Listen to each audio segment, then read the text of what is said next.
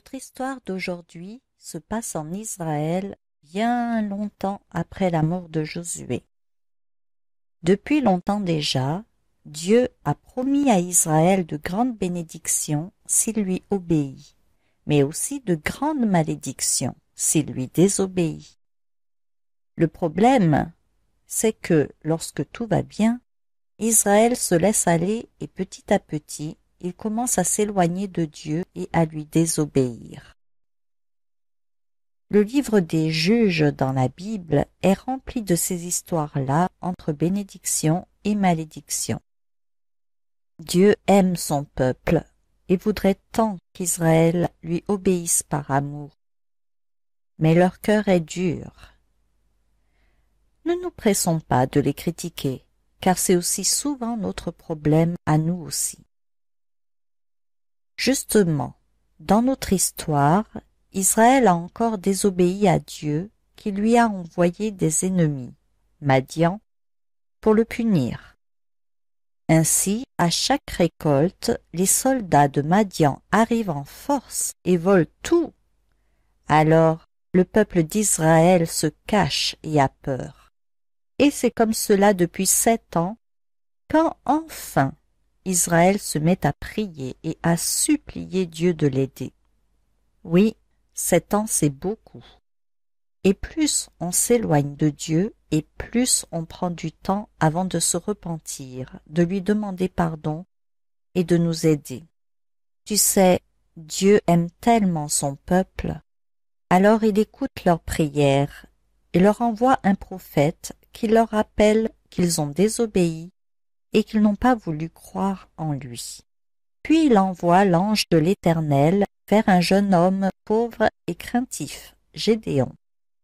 Dans l'Ancien Testament, Jésus est appelé l'ange de l'Éternel. Jésus est Dieu, donc il a toujours existé. Mais c'est seulement à partir de Noël, dans le Nouveau Testament, qu'il prendra un corps d'homme. Quand il annonce à Gédéon qu'il l'a choisi pour sauver Israël, Gédéon ne le croit pas et reproche même à Dieu de laisser faire tout ce malheur. Comme beaucoup de gens, il a oublié que c'est à cause de la désobéissance, le péché, que tout cela arrive. On met si souvent la faute sur Dieu. Alors Dieu lui prouve que c'est bien lui. Pourtant, Gédéon a peur. Il est faible, jeune et pauvre. Comment fera-t-il pour délivrer Israël de la grande et puissante armée de Madian? Il n'a même pas d'armée et il n'est même pas un soldat. L'Éternel se tourna vers lui et dit, « Va avec cette force que tu as et délivre Israël de la main de Madian. N'est-ce pas moi qui t'envoie? » Mais Dieu fortifie les cœurs et son esprit encourage Gédéon à appeler des soldats dans tout Israël pour combattre Madian. Dieu lui donne plusieurs signes qu'il est avec eux. Beaucoup d'hommes viennent à Gédéon, mais Dieu ne les veut pas, car il veut montrer à tout Israël, mais aussi à ses ennemis, que c'est lui, Dieu, qui donne la victoire. Alors Gédéon refuse déjà tous ceux qui ont peur, et ils sont les plus nombreux. Il reste 10 000 hommes, et Dieu veut encore faire un tri. Il demande à Gédéon de les amener boire à un point d'eau. Alors une partie se met à boire directement, et l'autre porte l'eau à la bouche avec les mains, ce qui leur permet de surveiller autour d'eux. Dieu choisit ces derniers qui se rendent compte qu'il faut veiller car ils partent en guerre. Ils ne sont que 300, tandis que les ennemis sont une multitude qu'on ne peut pas compter. Israël n'a aucune chance de remporter la victoire. Et ce soir-là, Dieu dit à Gédéon d'aller en douce voir le camp ennemi. Gédéon n'est pas rassuré et va avec son serviteur. Ils auraient pu être attrapés et tués, mais Dieu les protège et personne ne les voit. Par contre, eux, ils entendent un soldat qui raconte son rêve étrange. Bizarrement, son compagnon lui explique que son rêve veut dire que Gédéon va gagner cette guerre? Tu imagines combien ça a dû encourager Gédéon? Vite, ils rentrent à leur camp et préparent leur attaque. Gédéon fait 3 groupes de 100 hommes chacun, leur donne des trompettes, des cruches d'eau vides et des flambeaux à cacher dans les cruches. Puis il leur dit de faire comme lui. Oh, mais ce n'est pas du tout comme ça qu'on va à la guerre normalement. Mais c'est Dieu qui conduit Gédéon. Alors Gédéon et son groupe s'élancent vers le camp de Madian, tandis que les 2 autres groupes vont de l'autre côté pour entourer les ennemis sur la montagne.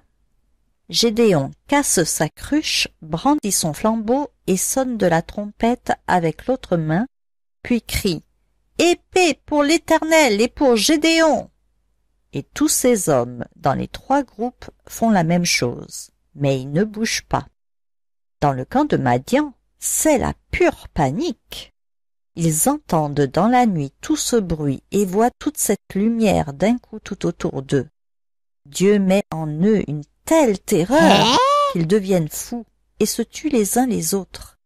Puis ils s'enfuient et Israël les poursuit et remporte une éclatante victoire. Gloire à Dieu qui est le Tout-Puissant et qui donne la force pour la bataille, même aux faibles ou aux peureux quand il lui fait confiance. C'est cela la foi, c'est croire en ce que Dieu dit sans le voir. Avec Dieu, nous faisons des choses extraordinaires. Pour les chrétiens, l'ennemi est bien plus puissant que Madian, puisque c'est le diable. Notre combat est aussi par la foi et l'obéissance à la parole de Dieu. Nos armes ne sont pas des cruches ou des trompettes, mais le salut en Christ, la Bible, les prières, la foi, la vérité, la justice et servir Dieu, donc le zèle. Prions. Seigneur Dieu, tu es extraordinaire, tu es tout-puissant, tu es le seul à pouvoir choisir des gens faibles, des gens peureux, pour gagner des victoires. Tu es le seul à donner la foi. Merci pour tout ton amour. Merci pour toute cette grâce du salut en Jésus-Christ, où maintenant nous pouvons être tes enfants, où nous pouvons te faire confiance et être dans la victoire chaque jour. Seigneur, aide-nous à t'obéir aujourd'hui. Amen. Chantons des cantiques pour Dieu. Éternel, n'est-ce pas toi qui as en main la force et la puissance, et à qui nul ne peut résister? Confiez-vous en l'Éternel votre Dieu, et vous serez affermis. Ce que Dieu dit, il l'accomplit. Moi je le crois, et c'est ça la foi. Ce que Dieu dit, il l'accomplit. Moi je le crois, et c'est ça la foi. Merci Dieu le Créateur. Merci Dieu, tu es Seigneur. Merci Dieu, le seul Sauveur. Je crois en toi, je crois en toi. Voilà, notre histoire est finie. À bientôt.